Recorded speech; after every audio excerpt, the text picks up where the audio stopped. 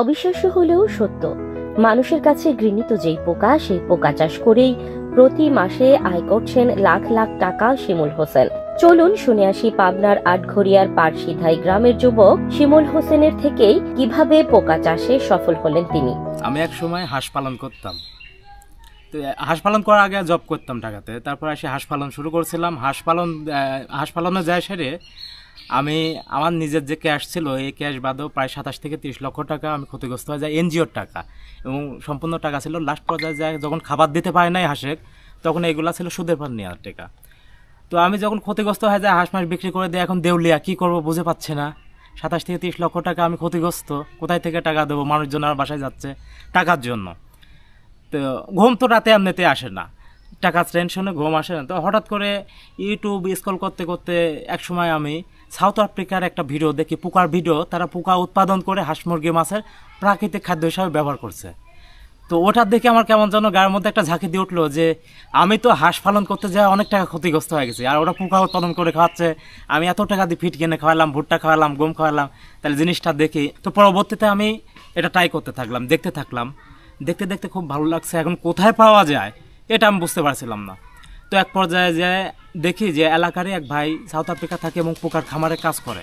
তো ওনার সাথে যোগাযোগ করে ওনার মাধ্যমে আমি কিছু পোকা আনি। পোকা আনার পরে দেখি আমার পোকাগুলো কেন যেন নষ্ট হয়ে গেছে। তো করতে পারতেছি না, সমস্যা নাই, মনে একটা জেদ ছিল যে যেভাবে হোক আমার করা লাগবে। খলিল নামের একজন, সিলেট ওইদিকে বাসা, উনি আর বাংলাদেশে পোকা খামার শুরু করছে, ভিডিও আপলোড করছে 2 থেকে 3 দিন আগে দেখাচ্ছে। আমি আবার ওর সাথে যোগাযোগ করলাম, ওখানে গেলাম, যাওয়ার পরে ওখান থেকে পোকা নিয়ে আসলাম। পোকা নিয়ে আসি, চাষ শুরু করলাম, দেখি পিঁপড়ায় খাওয়া যাচ্ছে। তারপরে আবার আরেক জায়গা থেকে নিলাম, দেখি যে আপনি ইন্দুরে খাওয়া যাচ্ছে সবকিছু, আমি রাখতে পারতেছি না। পরবর্তীতে আমি বেশ কিছু টাকা গোছাই আমি অনেকগুলা পোকা এক জায়গা থেকে বাসায় নিয়ে আসি। শুরু করার পর ধীরে ধীরে সাকসেস হই। এখন আমি আস্তে আস্তে যে পুকুর নিছি, কিছু হাঁস আছে, মাছ আছে, কোয়েল পাখি আছে, মুরগি আছে, এগুলাকে উৎপাদন করে খাওয়াচ্ছি, নিজে চলতেছি, এবং আরও 10 জন আমার খামারে কাজ করতেছে। লার্ভা উৎপাদন করে আমি কোম্পানির কাছে 80 টাকা কেজি কিছু লার্ভা সেল করে, আর আমার হাঁস মুরগি মাছের যতটুকু প্রয়োজন আমার চাহিদা পূরণ করে নিজের, এতে মোটামুটি খুব ভালো আছে ইনশাল্লাহ। শিমুলের এই পোকার খামারে অনেকেই কাজ করে জীবন সংসারের অর্থনীতির চাকা সচল রেখেছেন। কেউ কেউ আবার অনুপ্রেরণা হিসেবেও দেখছেন শিমুলকে। অত্যন্ত লাভজনক জিনিস, খরচ, উৎপাদন খরচ 8 থেকে 9 টাকা কেজিতে। আর এগুলি আপনার বিভিন্ন হাঁস মুরগির খাদ্য হিসাবে ব্যবহার হয়। বিদেশে তেল বানায় ফিটের মধ্যে প্রোটিন মেশানোর জন্য, এগুলি লিয়ে যায় এখান থেকে। আমাদের বাড়ির পাশে পোকা চাষ করতেছে শিমুল, ওই পরাত্তে আসি, আমাদের সমস্যা নাই।